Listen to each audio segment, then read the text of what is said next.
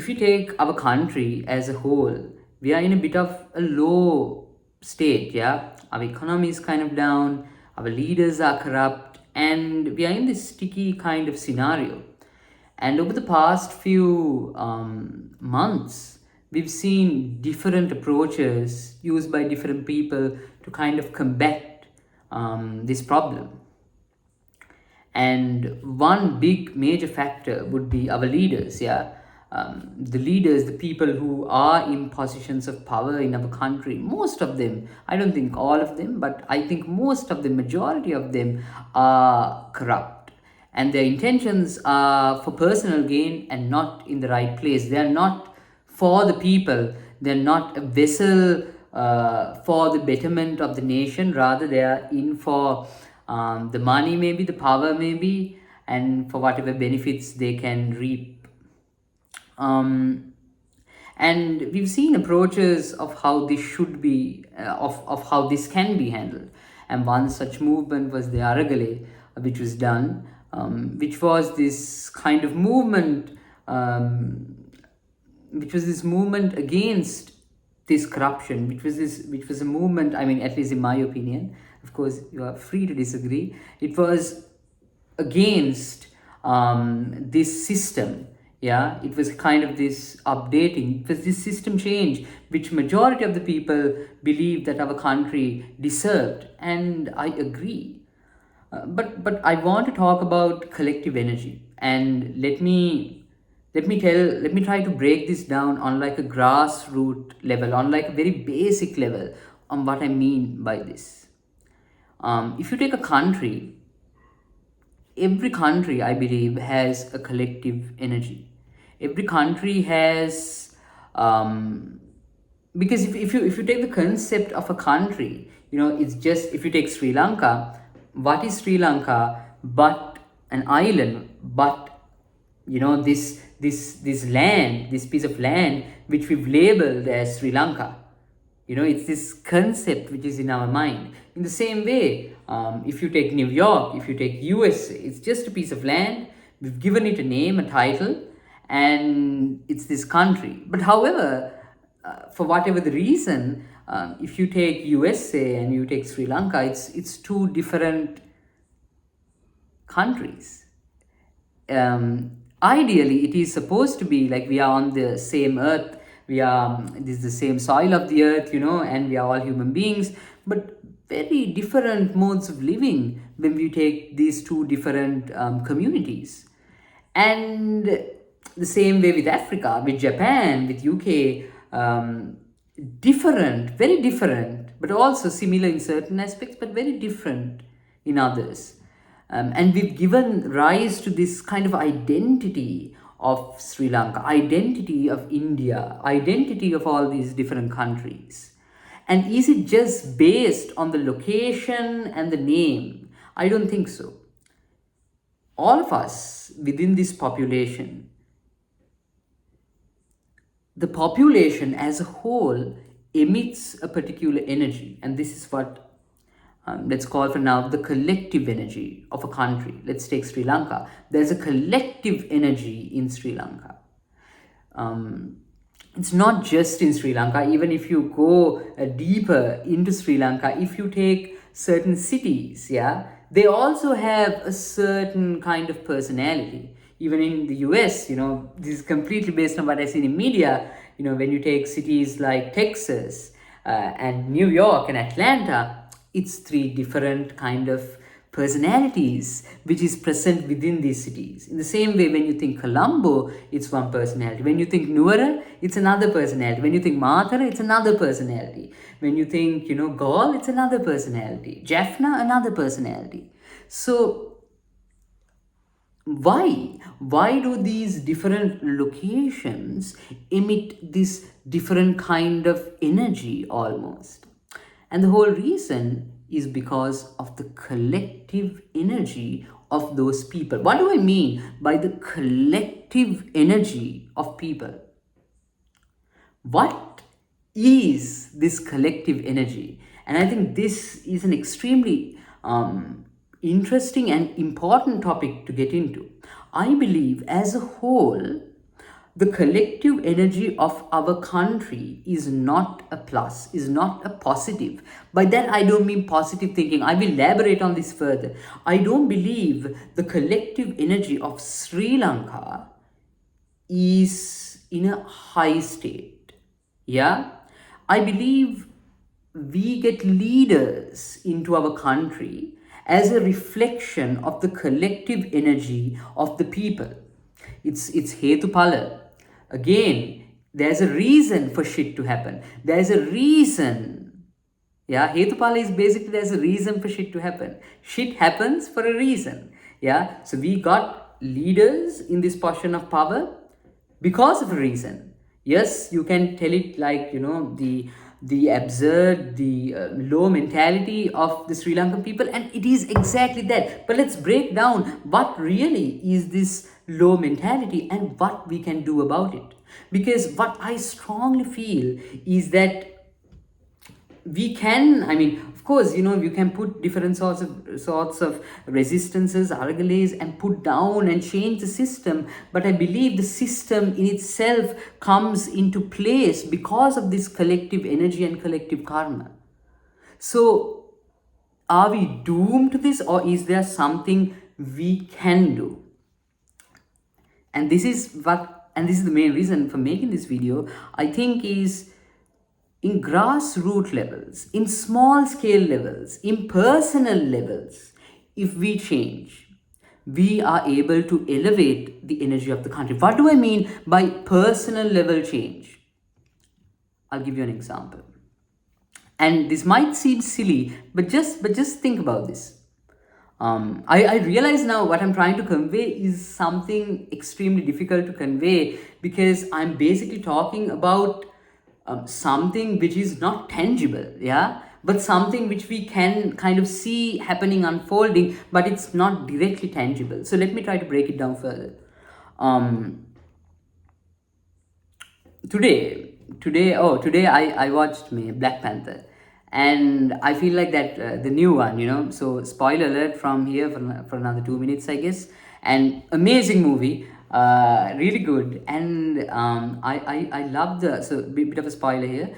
I love the part where Shuri, who is like T'Challa's sister, and anyway, she goes into a nice character arc, and she goes into this kind of vengeance kind of mode, and eventually she comes to a point where she has the antagonist, and she has the decision whether to kill the antagonist or to show mercy.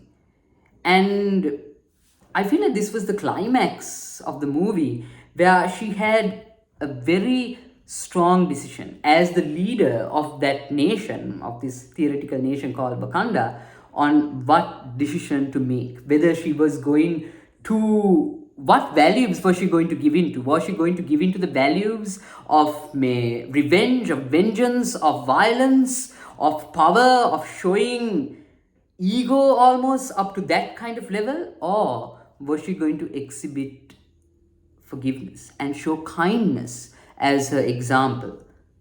And I believe, and in the movie, she chose kindness and she chose to forgive. And that sent like a very strong message to me. Wow, here was this person who went through so much, and it was completely almost justified in her head why she should kill this antagonist, but she chose to forgive them. And the antagonist was also set up very nicely. So we also saw his reasoning and his he also went through a similar arc, but he chose, vengeance. But this guy over here chose forgiveness. This girl over here chose forgiveness. And I thought that decision was extremely powerful. And although day to day we are not faced with Wakanda level situation, nation level situations where our decision, decides the fate of millions of people, we are faced with very important decisions on a day-to-day basis in our day-to-day lives. I would say every moment, almost every moment, there is an important decision to be made. And are we unconsciously making decisions we've made from the beginning within our patterns, or are we making the right decision? Are we making the higher decision? Are we making the decision which will elevate our state of being, which will elevate the collective frequency? Is the question. I don't know if this makes sense to you, but if you're resonating with me, stay with me. So today, after watching the movie, it was me and a friend. I dropped her off at the bus stop. She had to go on a long distance ride, and I went on my Uber back home. 5-10 minutes into the journey, I realized, oh shit, she has left her phone on the tuk. So I tell the tuk driver, I explain to him the situation, and I tell him, I want to go back right away before the bus leaves. And he's not too happy, he's a bit reluctant. And then I'm like, I can pay you extra, and again, reluctant. And then I'm like, you can, then you'll have to drop me here. You have to come to a decision now, because otherwise you're going to have to drop me here and I'm going to take another tuk. And while he was deciding, I was like, it's going to take too long to get him back. So I'll give you $1,000 extra. And when I said that, he was like, U-turn. So the entire ride was $800. And we've only gone a little bit far, but I've said 1,000 just because I need to get the phone back as soon as possible. And then I go back, give the phone, and we are back on our track, back to my place, back to my house. And once the trip is ended, it shows like $1,300 with the extra mileage. And I'm thinking, I'm thinking, because I have this buffer, this budget kind of buffer, where I want to get like, the best possible kind of deal for myself. For basically, I don't want to be ripped off. I want like my money's worth, basically. So then I'm talking with him, and I'm like, this Uber ride says it's $800, so I'll give you double of that, which is 1,600. And he looks at me and he's like, yeah, but you said you'll give 1,000 extra. And I'm like, yeah, I did. And okay, then I took out like 2,000 notes, and I gave it to him, and I told him to like, yeah, you know what, I don't even need the change. And in this short story was basically just me. After that, I reflected and saw why I kind of again went for 1,600 instead of just giving him 1,800, which was the $1,000 extra. And I saw it was again because I had this tendency to go for the best possible deal. I had this bubble, this energy around me, this pattern in me, almost maybe derived from my mother, from my family, or from Sri Lankan people, Indian people, brown people in general, who have this best deal kind of mentality. And I saw how that kind of overrided my integrity. Because no matter what's said and done, I made the initial decision, and I told him, I'll give you $1,000 extra. But then I went against my word, dirty kind of gunky stuff, but I'm telling it anyway. And I went against my word and tried to get like a better deal.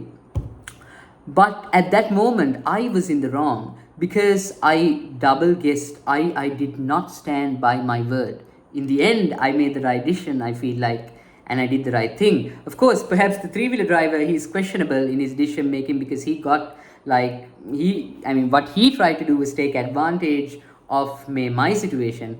But anyway, I believe that even me taking that decision, that small decision to like, no, I'm going to stick to my word and do better, and even give him a bit extra, I feel like that in itself has a particular energy, because that in itself I made like the higher kind of decision.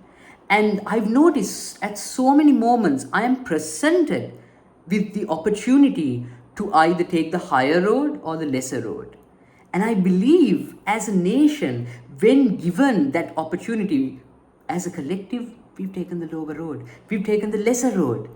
And I believe it's time to shift that into taking the higher decision, the right decision. And I believe by this decision, it will increase our collective energy. I believe in that, and that is true. That is what makes up a personality. That's what makes up the energy, the aura of a person, of a good person and a bad person, is their decisions in moments of discomfort, in moments where they are challenged, in moments where they are faced with a tough situation. the decisions they make up that particular person. In the same way, Shuri had a decision in Wakanda. For Wakanda, you have a decision for the collective energy of Sri Lanka. It may look small, but this small decision is what is going to make a big change.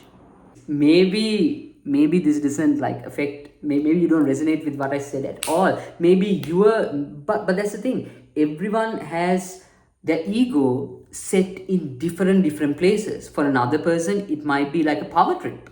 Another person, it might be their body. Another person, it might be something else, but whatever it is that your ego kind of resides in, and if you let it get the better of you, you are again entertaining a lower frequency. If you are the person who resorts to kind of anger, again, that's not to say like scolding is necessary. I believe being strict, being scolding is necessary in certain situations. Showing aggressive behavior is necessary in certain situations. I mean, otherwise you can't just be babying around in certain situations. Sometimes you need to be direct and firm. But where is that coming from is the question. What is your intention? Are you trying to benefit yourself, or are you trying to do something which will benefit us as a collective? Are you trying to benefit the other person?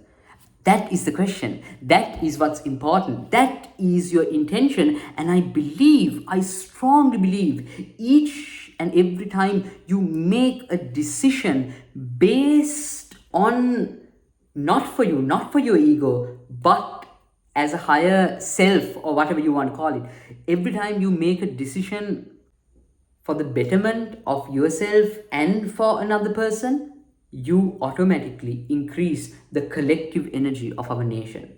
And this is grassroots level. If you are in a frequency of giving, if you are in a frequency of growth, you again increase the collective energy. If you are in a frequency of ego, of anger, of greed, you decrease the collective energy. Just like, whatever shit we use, whatever stuff we use affects the environment. I mean, that's the whole point of climate change. In the same way, your intention, it affects the collective energy. We need to rise up as a nation within our collective energy. And that's extremely important. I mean, this can be Buddhism based or non-Buddhism based. It doesn't have to be Buddhism based. What I'm talking is strictly dharmic. It's not sad-dharmic. It's dharmic. In the sense, it's based on the plus, getting into a plus. Even in Buddhism, even in the path, we have getting into a plus, but eventually that leads to a zero. While dharmic and other, spiritual practices, it's getting into a plus. And I believe what right now we need to is to get into a plus as a nation. And that can be through Buddhism, that can be through something else. By something else, I mean anything which is based on good shit, giving, doing good, dana, sila, bhavana. Anything which is set in a pure intention, in a good intention, in an intention to help, yourself too, yourself and others. Yeah, but it shouldn't be to get the best possible scenario to yourself while another person gets a bad scenario. It shouldn't be putting your integrity down. It shouldn't be putting your values down.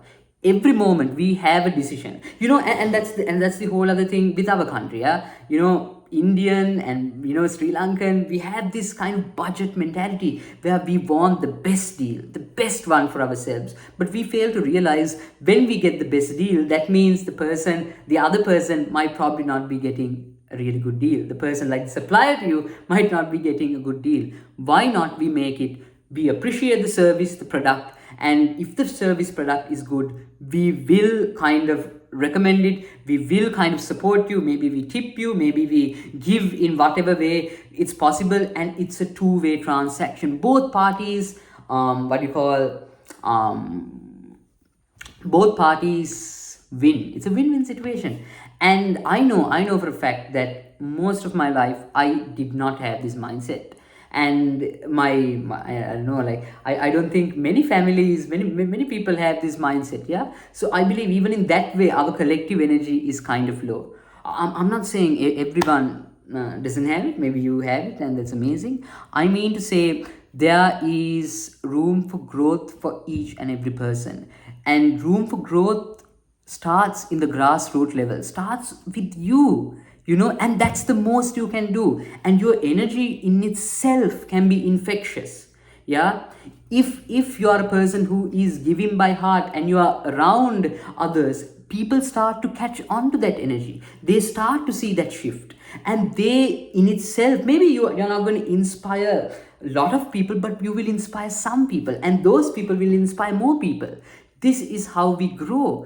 We need to grow as a collective energy. Then, as a reflection, when our collective energy is higher, as a reflection of that collective energy, our leaders will change. Yeah, I don't know if that makes sense to you, but it makes so much sense to me. So start within that level. Start with you. Start with you.